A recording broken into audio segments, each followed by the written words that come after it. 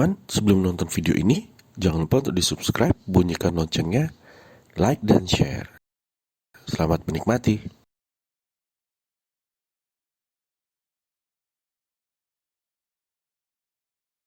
Oke, halo, selamat pagi semuanya. Assalamualaikum warahmatullahi wabarakatuh.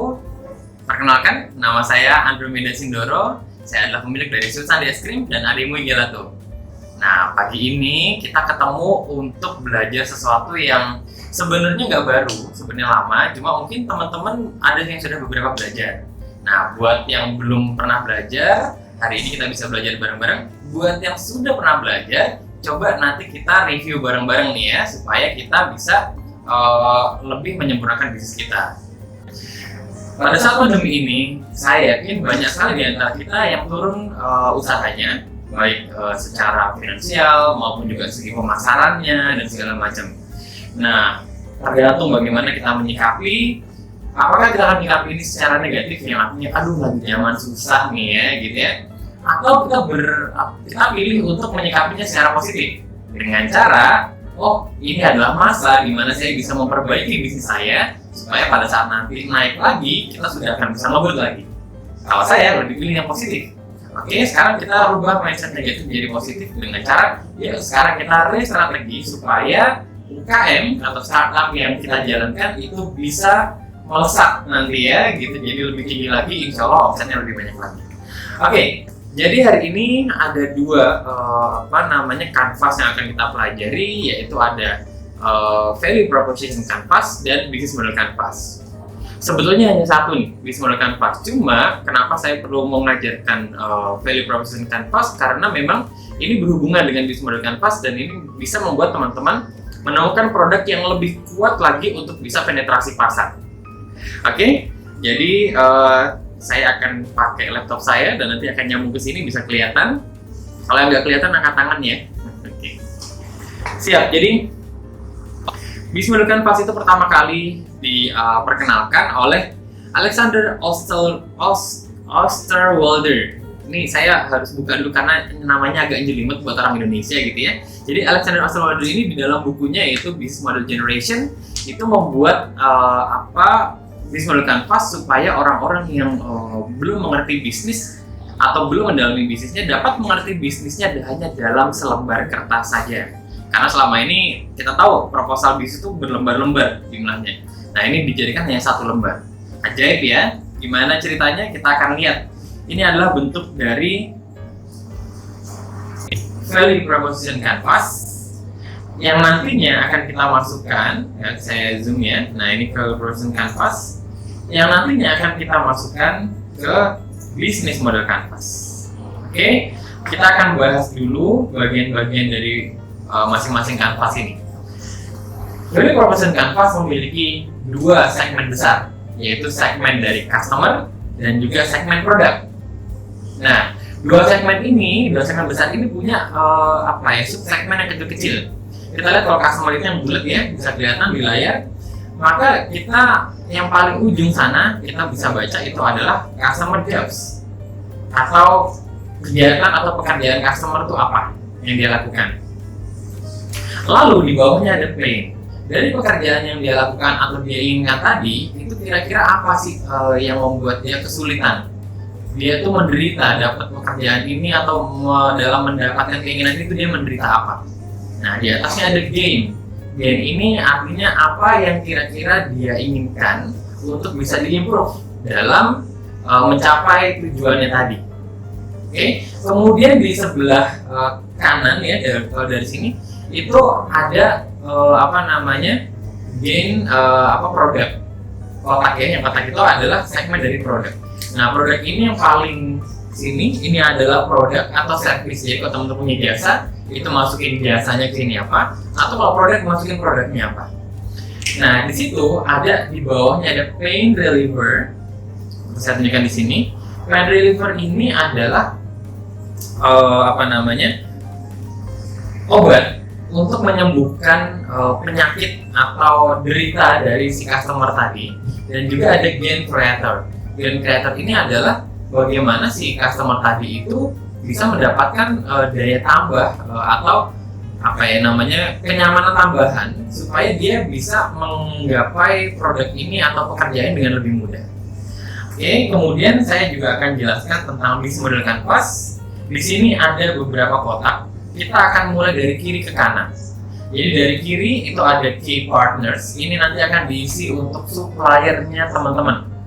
Ya, jadi supplier, misalnya ada supplier pisang, supplier keju, supplier susu, supplier es krim gitu ya. Itu siapa aja, atau misalnya bahan-bahan baku, bawang segala macam.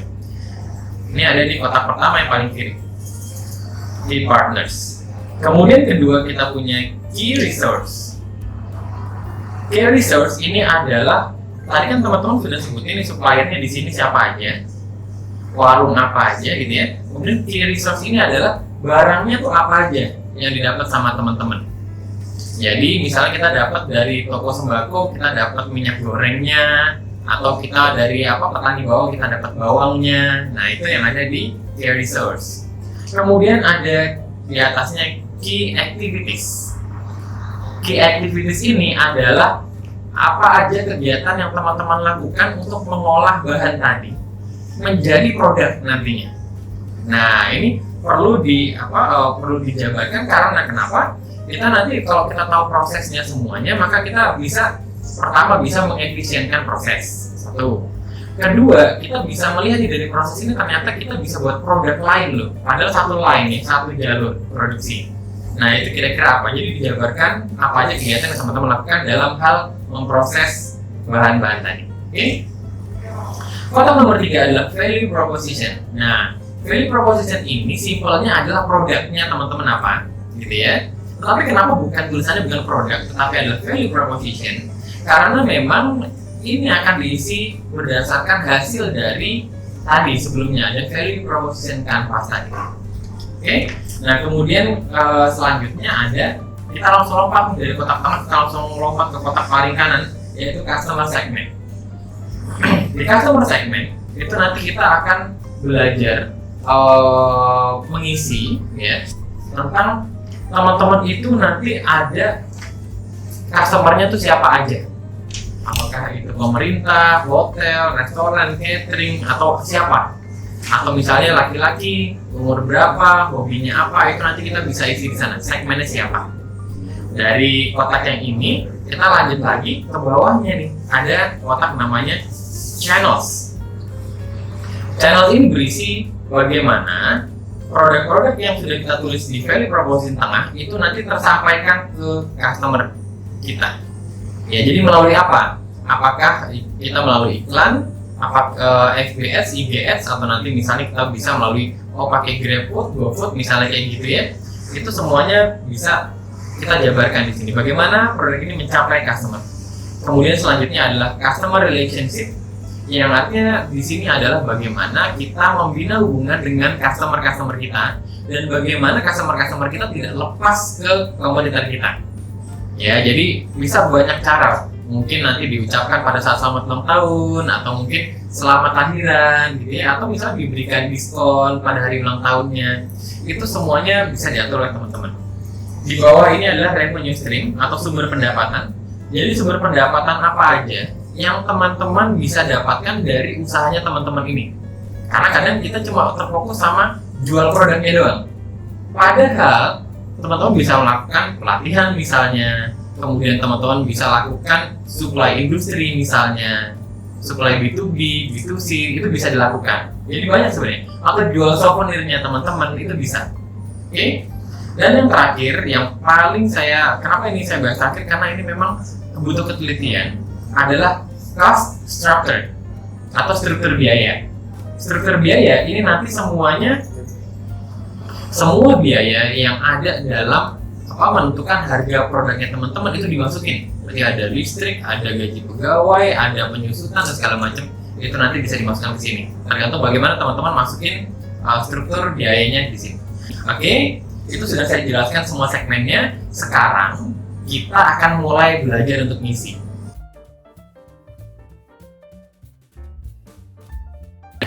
So, tadi sudah dijelasin nih semua bagian-bagian dari bisnis model canvas dan value proposition canvas.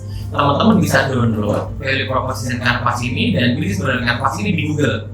cukup ketik aja value proposition canvas dan juga business model canvas. Kalau udah nanti sudah akan masuk itu ada ya. Kalau perlu klik image gitu, jadi nanti biar udah banyak tuh. Saran saya ambil yang HD, jadi value proposition canvas HD gitu ya, supaya nanti resolusinya gede. Jadi kalau teman-teman mau cetak di kertas yang gede itu bisa. Saran saya cetaknya minimal ukurannya A3 kalau misalnya nanti akan cetak di kertas. Karena kalau kekecilan teman-teman nanti jadi tulisannya kecil-kecil susah dibaca. Oke, nah sekarang kita akan bareng-bareng mencoba mengisi. Kenapa saya katakan mencoba mengisi? Karena saya pun belum menentukan dari tadi pagi nih kira-kira produk apa yang mau diisi. Tapi barusan berkat sudah berbincang-bincang dari teman-teman dari Dinas Koperasi Sleman, ternyata ada banyak nih yang produksi keripik, terutama ada keripik pisang. Nah, kebetulan memang ada beberapa secara data penjualannya ini cenderungnya ada yang flat, ada yang agak menurun. Nah, sebenarnya ini berarti bisa dioptimalkan dengan bisa kita tingkatkan penjualannya. Gimana caranya? Yuk bareng-bareng yuk kita isi.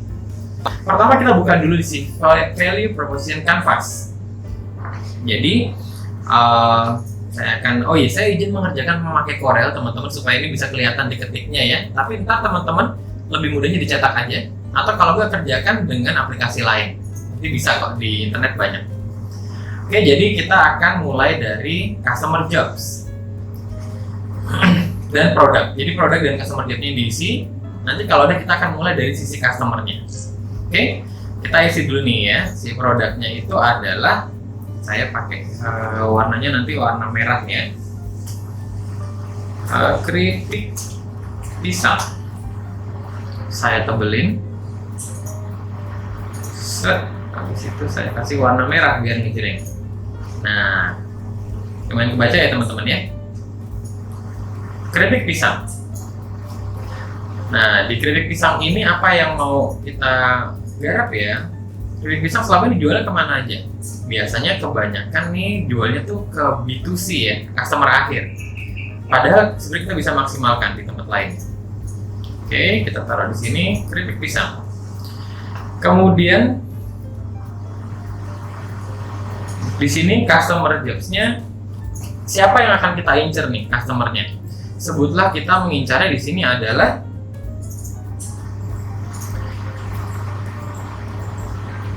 keluarga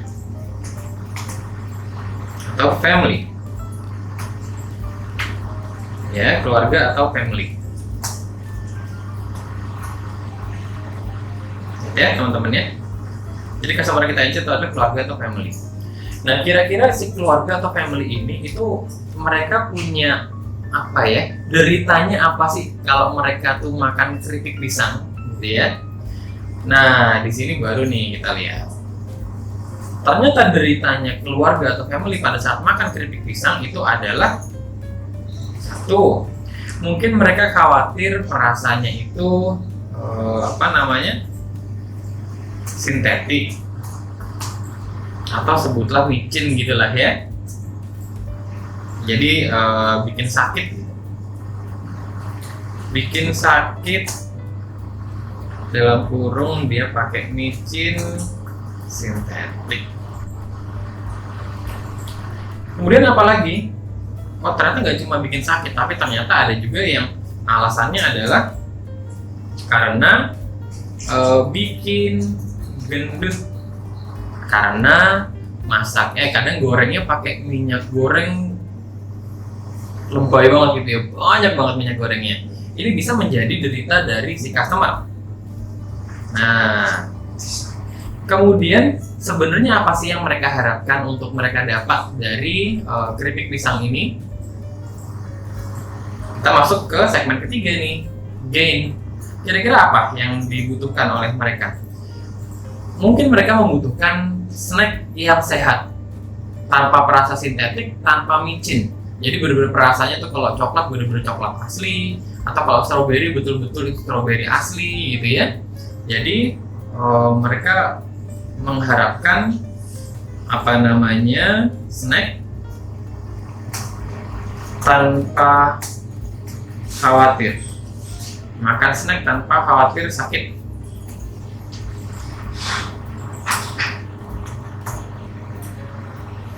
Oke ya, jadi mau makan sebanyak-banyaknya dan nggak khawatir sakit. Namanya juga keripik pisang ya, buah kan bagus buat kesehatan. Tetapi kalau akhirnya dicampur sama bahan-bahan sintetik jadi nggak sehat. Makanya ini sebenarnya bisa bagus nih pasarnya. Nah, kita udah mulai tahu nih, ternyata dari sisi customer, mereka tuh takut kalau snacknya ini bikin sakit, kemudian bikin gendut gitu ya, karena banyak lemaknya. Atau dan mereka menginginkan, mereka mau makan snack lagi nonton, lagi main, lagi ngapain tanpa khawatir sakit. Oke?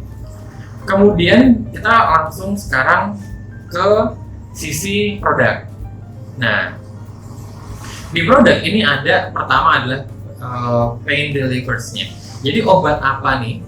Solusi apa yang bisa kita berikan kepada si customer tadi supaya mereka tidak sakit dan tidak khawatir gendut gitu ya. Maka solusinya adalah kita memasak dengan dipanggang misalnya ya. Sorry, ini saya pakai merah. Jadi kalau biasanya banyak nih yang masak pakai minyak goreng, mungkin ada nih terobosan baru dimasak itu dipanggang. Masak dipanggang. Oke, jadi nggak bikin gendut kan? Karena dia nggak pakai minyak.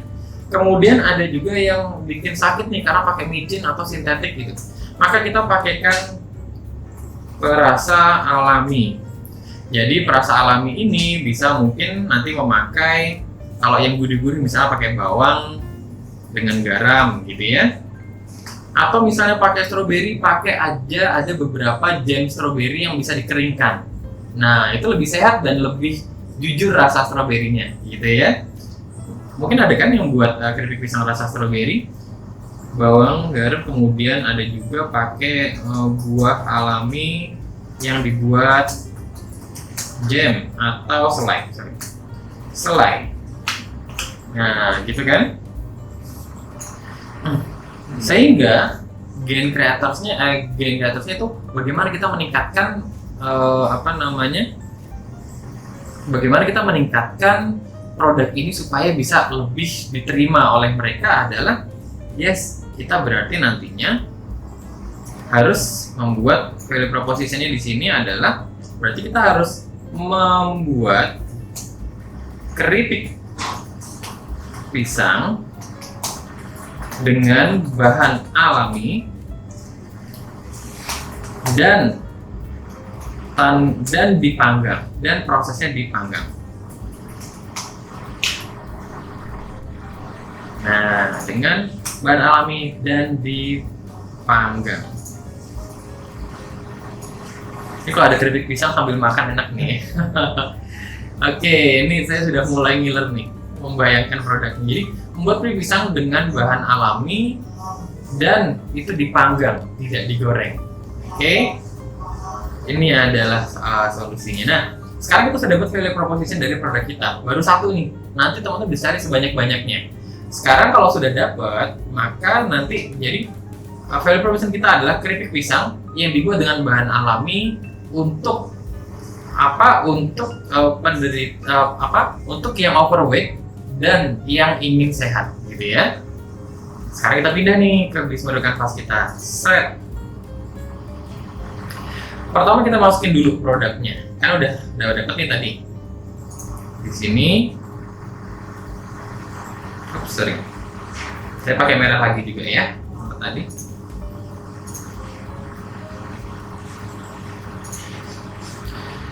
Di sini langsung kita, karena udah jadi tadi, maka kita masukin ke yang tengah. Seret. Nah, di sini kita mendapatkan bahwa kita membuat keripik pisang yang dibuat dengan bahan alami dan dipanggang untuk customer yang peduli kesehatan. Nah,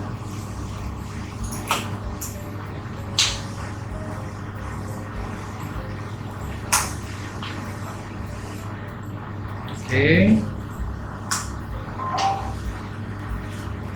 Ini ya.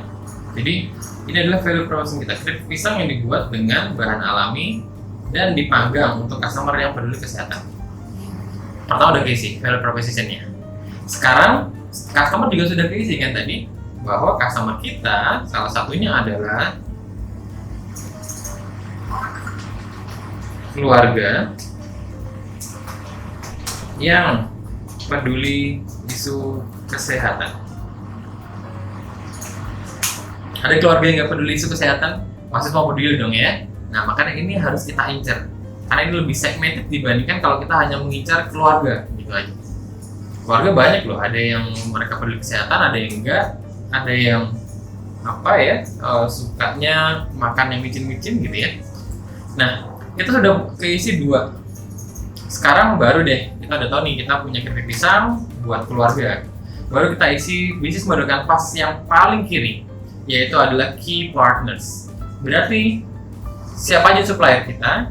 Sebutlah kita punya supplier adalah namanya Pak Jono,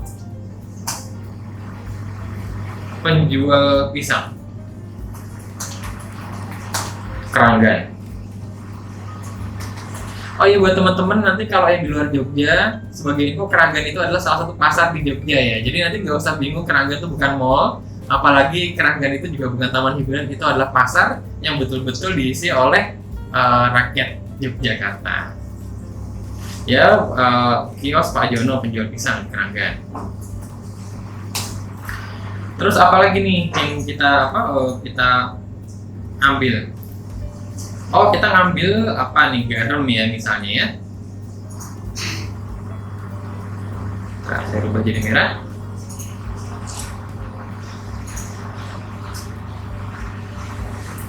Kemudian kita ambil garam dari toko Sembako Mekar Jaya. Ternyata banyak garam, mungkin nanti ada yang ngambil minyaknya biasa sawit, ini minyak kelapa gitu ya, jadi lebih healthy. Atau misalnya ada minyak olive oil gitu ya, zaitun gitu. Toko Sembako Mekar Jaya, supplier juga. Kemudian nanti ada toko plastik murni, karena buat packagingnya kan kita butuh packaging juga, berarti kita butuh suppliernya kan, tulis suppliernya di sini. Kemudian kita juga nanti butuh tadi sudah apa nih?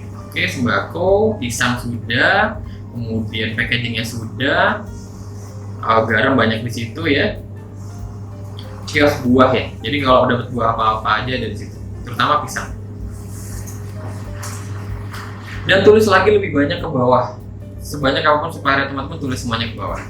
Nah, sekarang kita langsung lompat ke kotak nomor 2, yaitu key resource. Jadi apa aja barang-barang yang didapat oleh teman-teman dari supplier tadi. Pertama kita dapat buah pisang. Ya, saya beri warna merah aja.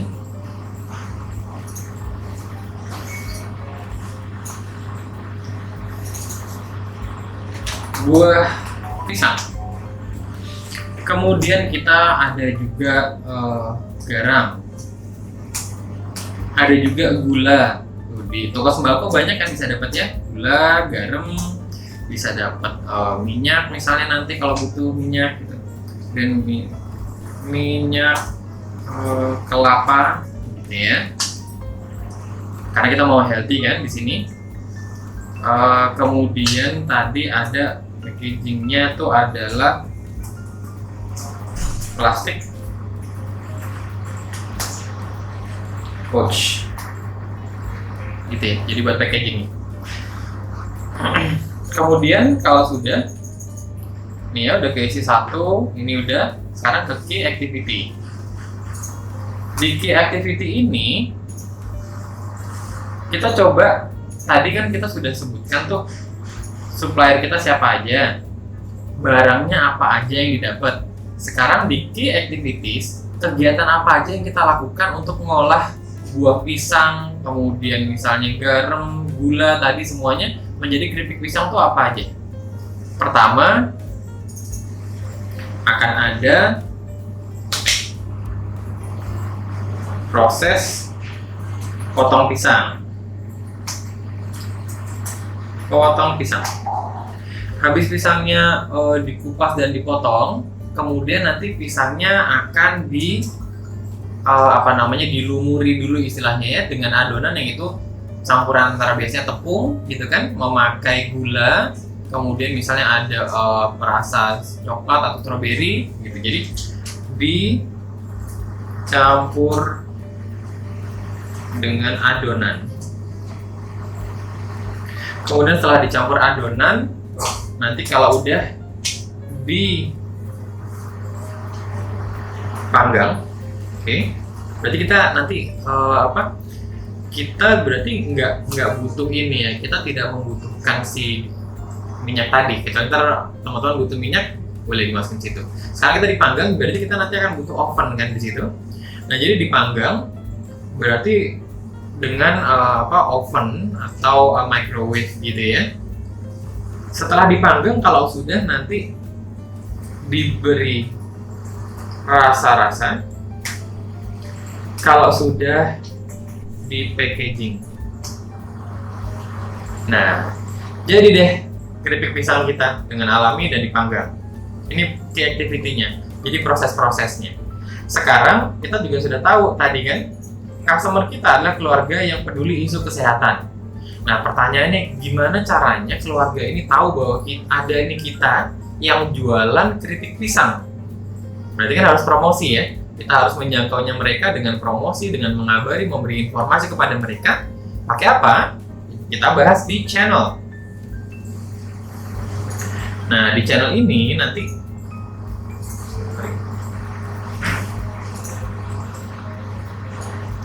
channel ini adalah menggambarkan bagaimana kita menjangkau mereka. Contoh, kita akan memakai IG Ads, kita akan memakai Facebook Ads, apalagi Google Ads, memakai GoFood, GrabFood, Tokopedia, Bukalapak, dan apa aja teman-teman isi semuanya di sini. Ini adalah bagaimana kita menjangkau mereka, bagaimana mereka tahu ada kita, dan bagaimana mereka bisa kontak dengan kita. Dan satu lagi ya, biasanya yang pasti semuanya pakai adalah WhatsApp, ya kan? Siapa yang punya WhatsApp? Punya dong semuanya. Oke, begitu sudah. Nanti kalau udah, sekarang sudah anggaplah sudah beli nih customernya, sudah beli, mereka sudah mengkonsumsi selalu gitu ya. Lalu kemudian bagaimana kita mempertahankan customer ini harus beli sama kita terus? Karena begitu produk kita sukses, itu pasti banyak yang ngikutin. Nah, bagaimana customer relationship-nya dijalin, ini menjadi PR bagi kita. Jadi, untuk menjalin ini, misalnya nih, memberi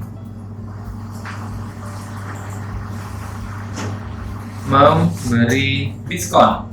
Misal ya, kalau misalnya udah sering beli, jadinya diskon deh berapa persen, atau misal beli berapa gratis satu gitu ya, beli 2 gratis 1 atau beli 3 gratis 1, itu bisa. Atau yang lainnya juga adalah mengucapkan selamat ulang tahun. Ada juga mengucapkan selamat atas kelahiran. Atau pas lagi ulang tahun, kirim kado. Atau misalnya kita bisa nih adakan kelas sharing kesehatan. Bisa. Jadi kita betul-betul menjalin hubungan dengan customer kita tuh nggak semata-mata hanya uang kan. Di sini kita sharing-sharing tentang kesehatan, kadang buat forum, atau kadang beberapa sekarang banyak yang buat podcast. Nah, podcast ini tuh untuk menjalin hubungan biar customer-nya tetap bisa dikontak, bisa ngobrol, dan brand kita tetap tertanam di benak dari customer kita. Oke, akhir ya podcast.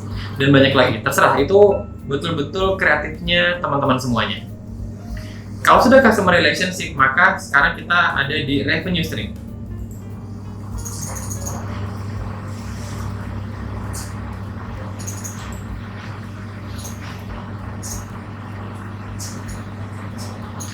Nah, revenue stream ini kita bicara tentang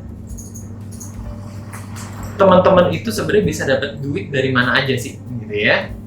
Teman-teman punya produk tadi, pisang panggang, keripik ya, yang itu memakai tidak memakai minyak, tetapi dia dipanggang sehingga healthy dan juga perasaannya tuh pakai buah-buahan asli atau memakai jam selai asli, gitu ya. Nah, di sini berarti pertama kita bisa dapat pendapatan itu adalah dari penjualan produk. Betul ya, karena kita semua jualan produk. Kemudian kedua, karena teman-teman ternyata ada inovasi baru nih. Teman-teman membuat ini dari bentuknya dipanggang, wah inovasi baru. Maka teman-teman bisa mengadakan namanya pelatihan pembuatan keripik pisang panggang. Oke? Nah, karena teman-teman bisnisnya jalan, teman-teman bisa juga nih nanti ngadain namanya pelatihan pengembangan bisnis. Karena ilmunya teman-teman tuh mahal, teman-teman dibutuhkan ilmunya di mana-mana. Bisa sharing itu. Karena teman-teman saking brandnya, saking terkenalnya bagus, teman-teman bisa juga menjual merchandise. Oke? Atau kalau misalnya nanti teman-teman punya yang namanya nanti kontak dengan beberapa keluarga atau dengan pemerintah atau government, teman-teman nanti bisa ikut misalnya masuk ke catering atau proyek pengadaan, ini dua nih ya, ke catering satu, kemudian proyek pengadaan snack dinas atau instansi lain. Jadi BUMN, dinas kan pasti punya kebutuhan snack. Nah, ini bisa masuk ke sana, itu juga salah satu sumber pendapatan kita, gitu ya. Kemudian nanti selanjutnya adalah ini bisa buat sebanyak-banyaknya. Saran saya buat sebanyak-banyaknya dari revenue stream, karena revenue stream ini adalah bagian paling menarik di sini. Dapat duit di mana lagi gitu kan? Jadi harus sebanyak-banyaknya. Nah, sampailah kita bagian terakhir, yaitu adalah cost structure. Struktur biaya yang menyusun produk kita itu dari mana aja biaya yang terbebani di situ. Contoh ya, kita misalnya ada biaya gaji pegawai. Nah, saya pakai merah lagi.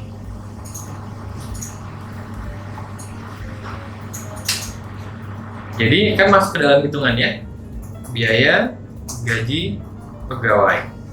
Satu. Biaya apa lagi nih? Teman-teman misalnya menghitung biaya listrik.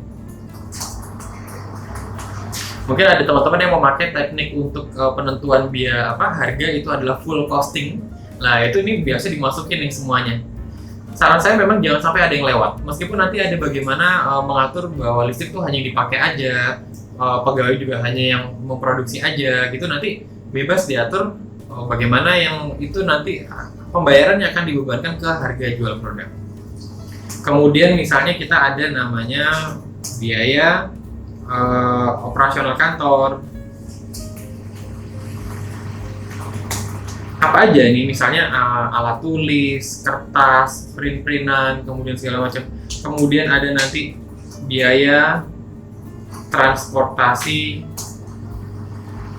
bulanan. Jadi contoh, teman-teman mematok untuk biaya transportasi kantor sebulan misalnya 500.000 gitu ya. Nah, itu dimasukin juga. Kalau memang itu membebani. Kalau misalnya dianggap itu nanti akan dapat dari keuntungan, itu nanti bisa di-split. Tapi saran saya dimasukin dulu semuanya, nanti kalau baru kita pilih mana yang kira-kira bisa kita bebankan di situ langsung, mana yang akhirnya bisa kita bebankan secara parsial aja atau sebagian. Ada juga misalnya nanti misalnya biaya untuk pengembalian pinjaman. Misalnya ada pinjaman bank atau pinjaman kemana, itu kan harus dikembalikan. Ada yang membebankan ke sini, mungkin ada. Jadi nanti bisa dimasukin semua biaya yang menyusun dalam satu produk kita, jadi itu maka jadi apa aja. Oke teman-teman, ini berarti sudah keisi semua nih, baik business model canvasnya dan juga value proposition canvas. Kalau ini sudah jadi, teman-teman tidak perlu lagi nanti kalau misalnya bicara sama investor ya, bawa proposal setebal ini, Pak silakan Pak dibaca gitu ya. Investor pasti akan, saya minta waktu dulu ya buat baca ya. Dan closing di lain waktu itu sangat sulit sekali. Jadi kalau teman-teman bisa closing di tempat pada saat investor lagi, kalau katanya tuh investor lagi tertarik-tertariknya atau lagi sayang-sayangnya, itu lebih powerful teman-teman. Makanya kasihkan bis mode kanvas ini sudah menyerupai proposal teman-teman semuanya. Oke, jadi ini bisa menjadi dasar untuk mencari investor dan juga mendalami bisnis teman-teman. Dan ini bisa menjadi alat yang sangat powerful untuk teman-teman melakukan re-strategi di masa-masa pandemi dan masa-masa sulit yang akan datang. Karena kita harus tahu bahwa sebenarnya pandemi ini bukan satu-satunya masa sulit ya. Sebelumnya kita punya krisis ekonomi, kita punya bencana alam, kita punya macam-macam. Sehingga kalau kita beralasan bahwa bisnis kita memang santai dulu deh, lagi pandemi, dulu-dulu juga ada pandemi. So, jangan santai, segera re-strategi, karena bagaimanapun bisnisnya teman-teman itu pasti memberikan dampak positif bagi sekitarnya. Jangan sampai dampak positif ini turun, dan juga teman-teman orang-orang sekitar kita malah jadi nggak dapat dampak positif nih. Teruskan dampak positifnya, teruskan bisnisnya, insya Allah kita semuanya dengan ikhtiar baik, dengan benar-benar, semoga Tuhan meridhoi supaya usaha kita bisa melesat dan berkah berlimpah selalu. Gitu teman-teman dari saya. Nanti kalau misalnya ada yang mau ditanyain boleh ya, mungkin tanyain di kolom komentar, atau kalau nggak bisa add Instagramnya saya dan Sweet Sunday. Saya sendiri Instagramnya @andromedasindoro, bisa DM, dan juga Sweet Sunday Ice Cream @sweetsundayicecream, plus satu lagi @ademuigelato. Jadi bisa 3 itu. Kalau nanti fokus untuk curhat bisnisnya nih, boleh DM-nya ke Instagram saya tadi yang @andromedasindoro. Insya Allah akan saya balas meskipun nggak langsung dibalas ya teman-teman ya. Jadi nanti kita bisa sharing-sharing lebih lanjut. Yuk diisi. Kalau sudah nanti bisa konsultasi juga ke Dinas Koperasi supaya di sana juga banyak konsultan-konsultan yang siap mendampingi teman-teman untuk bisa lanjut bisnisnya melesat. Oke, itu dari saya. Sampai ketemu di lain waktu. Sukses, berkah berlimpah selalu bagi kita semuanya. Wassalamualaikum warahmatullahi wabarakatuh.